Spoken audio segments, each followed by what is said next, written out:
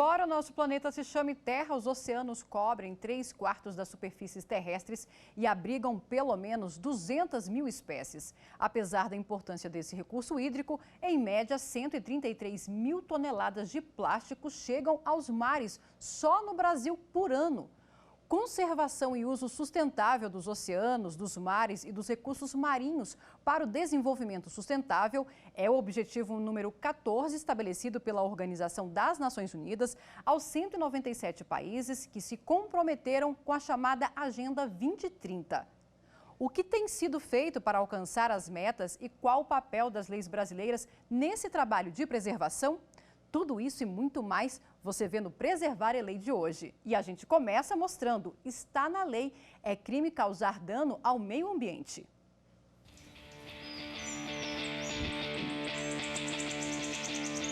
Está na Constituição. O meio ambiente é um bem fundamental para a nossa existência, que precisa ser protegido. No Brasil, desde 1998, tem uma legislação que cuida especificamente do meio ambiente. Diz a lei: é crime todo dano ou prejuízo causado à flora, fauna, recursos naturais e patrimônio cultural. Um grande avanço, porque a Lei 9.605 de 98 foi a primeira a criminalizar os agressores. Tanto pessoas físicas como empresas podem ser responsabilizadas por danos causados à natureza. As penas variam de punição por multa até a detenção. A lei centralizou a proteção ao meio ambiente e despertou a consciência ambiental. E cabe à União, Estados, Distrito Federal e municípios a fiscalização.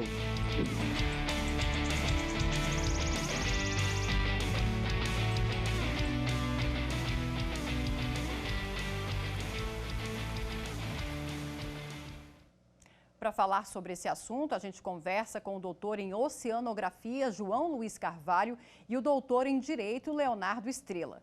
Sejam muito bem-vindos ao Preservar é Lei. E a gente começa perguntando ao doutor João Luiz: a poluição ainda é o maior vilão da falta de conservação nos oceanos do Brasil? Sem dúvida a gente pode considerar e vem se tornando cada vez mais um vilão, né? Nós estamos agindo de forma irresponsável sobre os oceanos, né? Nós, seres humanos, estamos lançando aos oceanos uma quantidade muito grande, muito maior do que esse oceano é capaz de suportar, de resíduos, principalmente resíduos plásticos. Quais são os principais resíduos que são encontrados no oceano hoje? Bom, nós temos os PETs, que são muito comuns, nós temos pequenos utensílios plásticos, né, que são lançados aos oceanos, esses ficam por muito tempo. Binga de cigarro, por incrível que pareça, é um grande constituinte do lixo dos oceanos, mas eu acho que os PETs realmente esses são hoje talvez um principal problema por causa da fonte deles, né? É uma fonte quase que inesgotável de PET para o ambiente marinho. E segundo um balanço feito pelo governo federal, estima-se que aproximadamente 80% do lixo do mar é constituído principalmente por plásticos, filtros de cigarro, borrachas, metais, vidros, têxteis e papéis. Foi aprovado recentemente o Plano Setorial para os Recursos do Mar, que define as diretrizes para o setor no período de 2020 a 2023. Doutor Leonardo, como que esse plano pode contribuir para o cumprimento dessas metas? Na verdade, o plano e qualquer programa executivo de controle e de monitoramento no meio ambiente marinho é muito bem-vindo, principalmente tendo em vista essa situação na qual a gente se encontra, né? Os mares e oceanos que sempre foram considerados, né, a lixeira inesgotável da humanidade, ou seja, ali tudo sempre foi lançado. E o que esse plano, de certo modo, faz? Enfim, não vou falar sobre o plano inteiro, mas ele tem diversos eixos. Então, são eixos referentes à pesquisa científica, ou seja, ainda é necessário conhecer melhor os mares e oceanos, monitoramento e conservação da biodiversidade. Então, eu acho que ao lado da poluição, um outro grave problema que os mares e oceanos enfrentam é a questão da pesca ou da sobrepesca, ou seja, algumas espécies estão sim ameaçadas de extinção.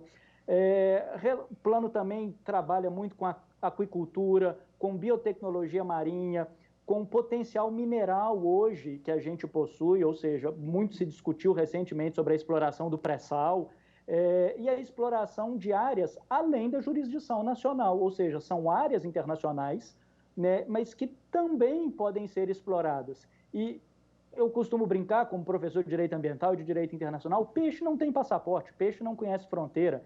Então, é absolutamente necessário que a gente tenha uma regulamentação doméstica, que cada país faça o seu dever de casa, mas que a gente tenha também uma regulamentação internacional. Ou seja, ela é fundamental para que todos, para que a sociedade internacional em seu conjunto consiga, de certo modo, enfrentar os grandes desafios que a poluição marítima coloca nos dias de hoje para a sociedade. É verdade. E apesar desse triste cenário de poluição, iniciativas como a que a gente vai mostrar agora se unem aos esforços de várias instituições que lutam pela conservação da vida marinha. Veja o que é o Projeto Verde Mar. O Projeto Verde Mar nasceu em 2014, depois de trabalhar muitos anos como jornalista em canais de televisão, produzindo conteúdo audiovisual. Eu achei que era um momento que eu precisava fazer coisas mais relevantes, deixar um legado, né, para a sociedade, para os meus filhos. E eu sempre fui apaixonado pelo mar, apaixonado pelo oceano. E a ideia inicial era divulgar iniciativas de conservação marinha que já existissem. Mas com o tempo eu comecei a chamar amigos e reunir amigos para realizar ações, né, para mergulhar e catar lixo no fundo do mar. Nós adotamos a Praia Vermelha no Rio de Janeiro, que é um bairro super conhecido, uma praia aos pés do Pão de Açúcar, né, um cartão postal da cidade, é uma unidade de conservação de proteção integral, e lá a gente faz uma ação por mês. E aí a gente determinou, né, dentro do Projeto Verde Mar, trabalhar em 4 eixos principais. Um deles são as ações socioambientais que a gente faz, né, com os mutirões de limpeza, as atividades dos projetos com educação e sensibilização. O outro eixo é a pesquisa científica, então os dados que a gente coleta dos resíduos do fundo do mar, principalmente, eles integram uma pesquisa de mestrado dentro do programa de ciências ambientais de ecoturismo e conservação da Unirio, a Universidade Federal do Estado do Rio de Janeiro. A educação, com cursos, palestras e atividades com escolas. E, por fim, a comunicação, que na verdade é um dos eixos principais que permeia todos os outros, porque a gente acredita muito que é necessário que as pessoas criem uma empatia com os seres marinhos, que elas se sintam parte, tenham esse sentimento de pertencimento à natureza, entendam que todos somos uma coisa só, todos somos natureza, nós não estamos conectados ou desconectados com a natureza, nós somos natureza, e cuidando da natureza a gente está cuidando da gente.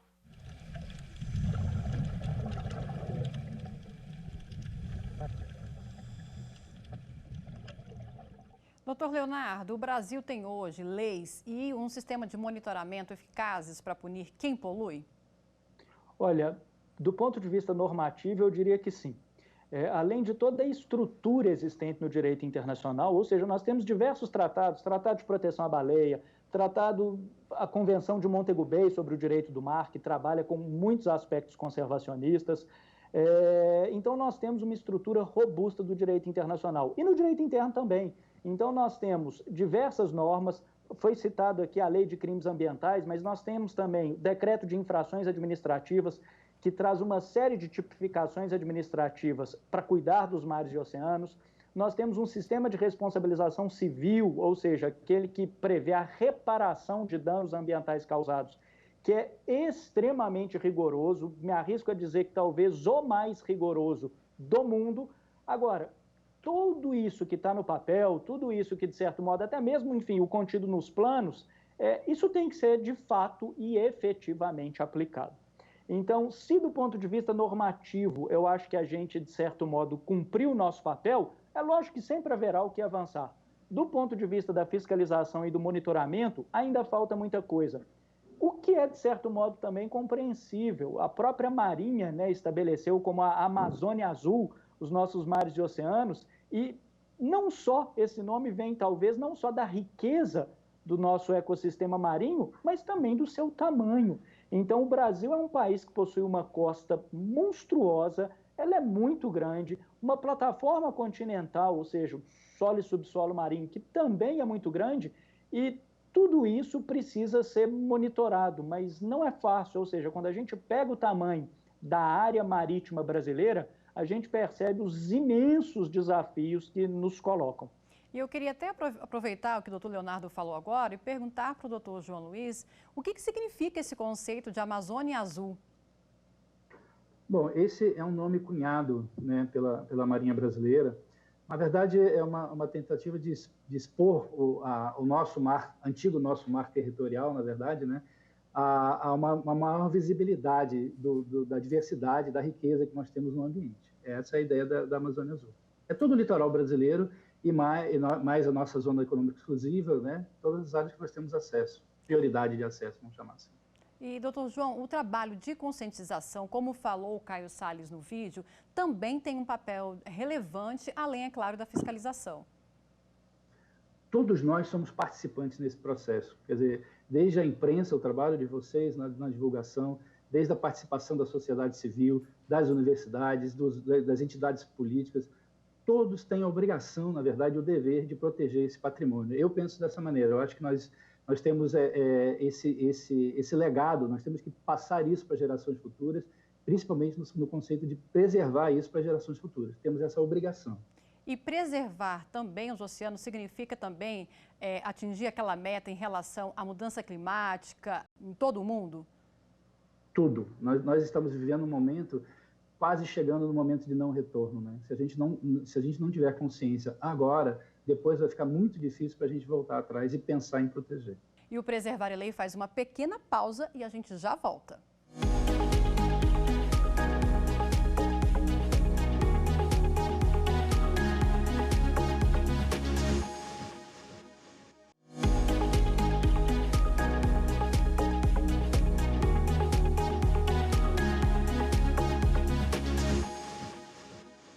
Preservar a Lei está de volta e a gente mostra agora que os ecossistemas marinhos têm um forte aliado, o Ministério Público.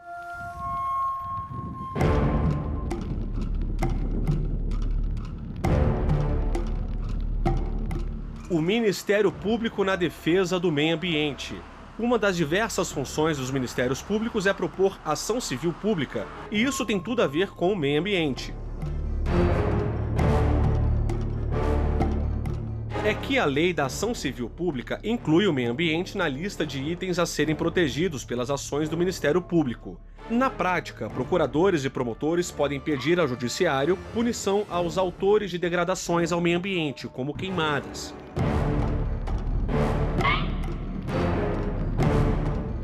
Uma ação proposta pelo MP, em um caso como esse, tem o mesmo peso de uma ação relacionada a crimes contra a ordem econômica ou aos direitos de grupos raciais, étnicos ou religiosos. Mais um parceiro na defesa da coletividade, como fiscal da lei e parceiro na preservação do meio ambiente. Doutor Leonardo, esse trabalho desempenhado pelo Ministério Público é importante para coibir também os crimes ambientais e responsabilizar quem causou dano?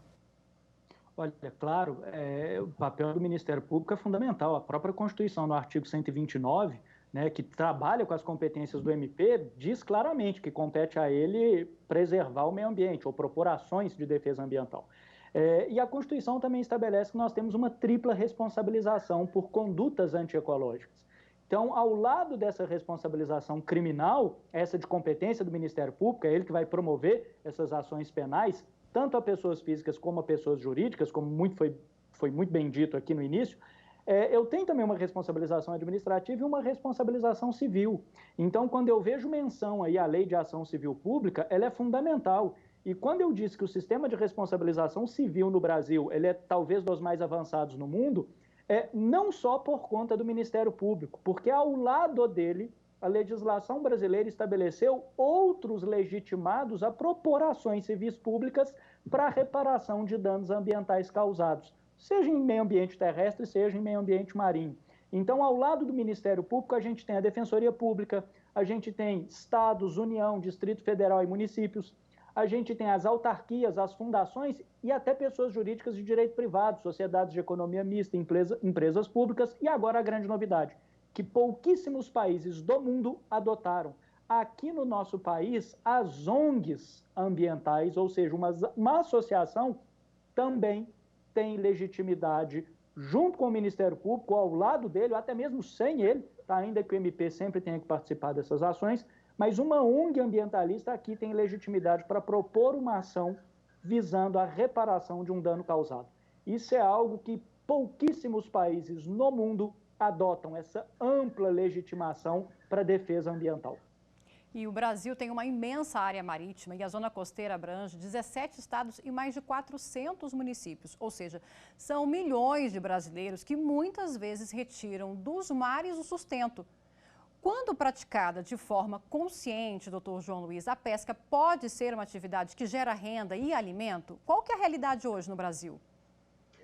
Na verdade, a pesca ela é assim, ela gera renda, ela é uma atividade econômica muito importante. O que nós temos observado em alguns recursos, nós temos alguns casos de sobrepesca, né? Mas isso é facilmente resolvível se você tiver um acompanhamento, um monitoramento e definição de cotas de pesca. Isso é feito pelas universidades brasileiras, existem grupos de trabalho que se especializam, que são dedicados a isso, onde esse grupo de trabalho, a partir das pesquisas feitas pelas universidades brasileiras, eles definem a cota de pesca para cada recurso.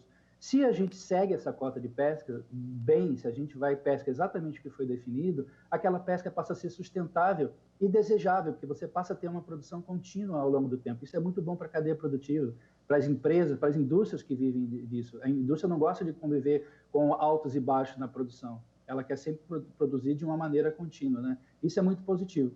Eu acho que a gente tem uma divisão clara entre pesca industrial e pesca artesanal. Os dois se respeitam com alguns conflitos. Acho que existem alguns recursos que precisam ser trabalhados mais diretamente, mas de uma maneira geral, eu acho que a pesca ela atua bem. Mas a gente vê um esforço, às vezes muito grande, mas que depende de uma ação governamental. O governo tem que intervir nesses momentos.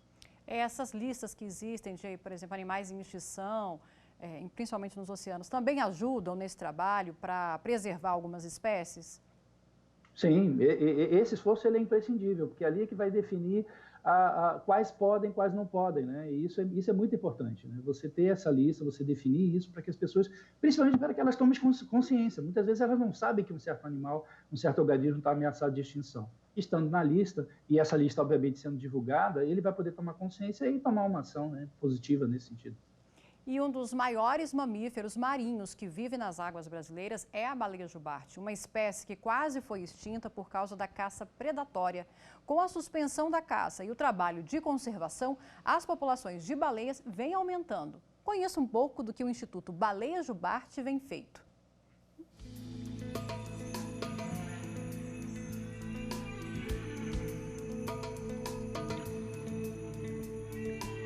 A moratória internacional que proíbe a caça de baleias pelos países signatários da Comissão Baleeira Internacional, ele foi um divisor de águas para a sobrevivência da maioria das espécies de baleias e das populações dos oceanos do planeta. A campanha Salve as Baleias foi a maior campanha ambientalista da história e, nesse contexto, em 1987, o Brasil, antigo país baleeiro, através do Decreto-Lei 7643, proibiu definitivamente a caça e molestamento de cetáceos em águas brasileiras. Então, em 1988, surge o Projeto Baleia Jubarte, a fim de estudar e proteger uma pequena população de baleia jubarte remanescente na região de Abrolhos. Além de caracterizar o Banco dos Abrolhos como o grande berçário das baleias jubarte no Brasil e em todo o Atlântico Sul Ocidental, o Projeto Baleia Jubarte desenvolve uma série de pesquisas relacionadas à genética, comportamento,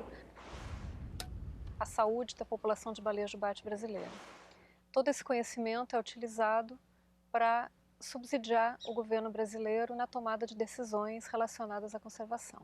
A equipe do Projeto Baleia Jubarte já catalogou cerca de 5.000 baleias no catálogo de fotoidentificação, identificou na região da Geórgia do Sul uma fêmea que é mãe ou filha de uma baleia jubarte previamente identificada na região de Abrolhos. E, através dos censos aéreos, o nosso último censo foi em 2011, estimamos cerca de 14.000 baleias jubarte no litoral brasileiro, o que corresponde a cerca de 50% da população original antes da caça, que era de cerca de 30.000 animais. As baleias são animais migratórios, fisiologicamente preparadas para ocupar grandes áreas e percorrer longas distâncias. A proteção de uma fração significativa do Banco dos Abrolhos, muito além dos limites do Parque Nacional Marinho, através de um mosaico de unidades de conservação, vai proporcionar proteção para esses animais que no passado foram ícones dessa grande campanha mundial. A proteção das baleias ela vai estar associada também à proteção das tartarugas, dos peixes, dos crustáceos, moluscos, algas e de toda uma série de organismos extremamente frágeis que compõem esse ambiente tão especial, que é um verdadeiro santuário de vida marinha. Doutor Leonardo, instituir essas áreas de conservação marítima é um caminho para a preservação das espécies? E quais são os requisitos para fazer essa instituição? Olha, é fundamental. E uma das metas específicas do Objetivo do Desenvolvimento Sustentável é essa, é ampliar essas áreas protegidas. Aqui no Brasil, isso é feito por meio da lei do Sistema Nacional de Unidades de Conservação, ou lei do SNUC, a lei 9985 de 2000. E para que eu tenha a possibilidade de instituir uma unidade de conservação, citaram Abrolhos, Abrolhos é uma unidade de conservação, tá? Fernando de Noronha, outra unidade de conservação. O que eu preciso ter é um estudo técnico, eu preciso ter consulta pública, mas a criação dessa unidade, ela tanto pode ser feita por lei ou por um decreto do Poder Executivo. Então, não há maiores dificultadores em se criar uma unidade de conservação. É lógico que, enfim, no aspecto técnico, eu vou ter que estabelecer o porquê que aquela área vai ser e qual é o tamanho, qual é a extensão da área que vai ser protegida e, posteriormente, uma vez instituída a unidade de conservação, eu vou ter que também elaborar o chamado plano de manejo, ou seja, eu vou ter que estabelecer o que poderá ou não ser feito dentro daquela área.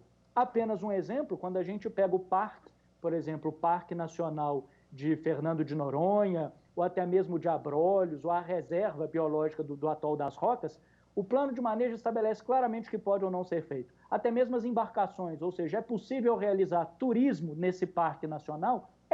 Mas tendo em vista o quê? Um controle, embarcações cadastradas, registradas, que não incomodem as baleias, principalmente em época de reprodução, mas é possível e perfeitamente recomendável a instituição dessas áreas e que são fundamentais até mesmo para esse trabalho que a gente tem dito aqui de conscientização da população da importância que é a preservação dos mares e oceanos. E segundo a ONU, se nada for feito, haverá mais plástico do que peixe nos mares em 2050. E a pandemia da Covid-19 impôs uma utilização maior de descartáveis, como máscaras, luvas. Doutor João, isso pode ser um problema anunciado? Como conciliar essas duas situações? Bom, eu pessoalmente acho que nós temos um longo caminho pela frente, mas acho que a gente tem que começar pelaquilo que a gente já deveria estar fazendo, na verdade. Nós temos uma política nacional de resíduos sólidos que nós estamos tentando implantar. Se a gente tiver essa política implantada, os principais municípios brasileiros vão ter uma destinação adequada para resíduos sólidos e esse material não vai ser lançado nos mares, na verdade. É isso que a gente espera. E isso não é muito difícil. É difícil de fazer, mas não é impossível. Isso já estava nos nossos planos antes da pandemia ou mesmo antes até da ideia do excesso de plástico nos oceanos. Isso já tem que ser feito, era uma questão de saúde pública. Não se pensava exatamente na área ambiental com isso. Mas se a gente fizer isso, já é muito. Eu acho que isso é muito positivo. Toda a questão de conscientização, isso é importante. Nós temos que criar símbolos, criar ícones que a gente possa se espelhar para poder todo mundo se sentir parte desse processo de conscientização ambiental. Isso tudo é importante, mas eu acho que essa questão de você fazer e implantar essa política nacional, isso já é um grande passo. Boa parte desse resíduo já vai deixar de ir para os mares se ele estiver devidamente adequado no aterro sanitário. E falando em política nacional de resíduos sólidos, doutor João, o despejo do esgoto ainda no oceano ainda é um antigo problema? É um problema enorme e não mudou nada, na verdade. Se a gente for avaliar, muito pouco foi feito. Toda a política de saneamento básico que foi feita nos últimos 10, 15 anos, que foi bastante, mas eles foram no sentido de coletar o esgoto, na verdade, né? Pouca coisa foi feita no sentido de tratar e destinar, fazer a destinação final através de emissários submarinos ou através de corpos d'água que possam receber esse material. Então, ele ainda é um problema muito grande e vai continuar sendo por muito tempo. Justamente, doutor Leonardo, existe alguma previsão de sanção para os estados que não adotaram essa legislação ou essa meta de diminuir o despejo de esgoto nos oceanos? Não, na verdade é uma competência, o tratamento, né, de esgotamento sanitário é uma competência do município, em alguns casos, regiões metropolitanas, é lógico que o estado também tem interesse, mas não existem sanções. específicas a estados ou, enfim, ou municípios, a não ser em casos específicos em que esse estado ou esse município é o próprio prestador do serviço. Na verdade, a legislação ela tem uma meta, e nós aprovamos recentemente, né, o novo marco de saneamento básico no país, uma tentativa de certo modo, atrair investimentos privados para o setor, né, porque os números brasileiros são assustadores. Esgotamento sanitário na região norte do Brasil é de cerca de 10%, ou seja, eu tenho cerca de 10% das casas com coleta de esgoto. Então, é algo assustador. Agora, é algo que também tem que ser feito. Primeiro, eu tenho que tentar tirar o esgoto do pé daquela criança que está ali. Então, isso é algo, na minha opinião, natural. Todos os países do mundo isso ocorreu. Primeiro eu retiro e canalizo o esgoto, depois eu tento tratá-lo, depois eu cuido do rio que vai estar poluído. É lógico que o ideal é que isso seja feito tudo junto. Às vezes não é possível. Sanções existem quando eu eu faço um lançamento em desacordo com os padrões estabelecidos, que são padrões estabelecidos pelo Conselho Nacional do Meio Ambiente. Então, a empresa responsável por esse esgotamento sanitário, ela obviamente vai ser controlada, e está aí o Ministério Público, por exemplo, com a possibilidade de propor ações civis públicas caso essas empresas lancem esses resíduos sem o devido controle e em desacordo com os padrões estabelecidos. Então, há sanção? Há, tanto civil quanto penal, quanto administrativa, mas eu tenho que analisar cada caso concretamente. Doutor João, o sucesso na conservação dos oceanos também ajuda a frear o aquecimento global? Essa conscientização é que é importante. Eu acho que todos nós estamos vivendo um momento de muita informação disponibilizada, né? E isso tudo, de certa forma, é um trabalho de formiguinha, mas vai fazendo conscientização. E, a partir daí, novos agentes vão mudando legislação, vão criando novas formas de fiscalização, e isso tudo vai levando a gente a ter um sistema apropriado para soluções ambientais que vão, obviamente, influenciar nesse objetivo no final.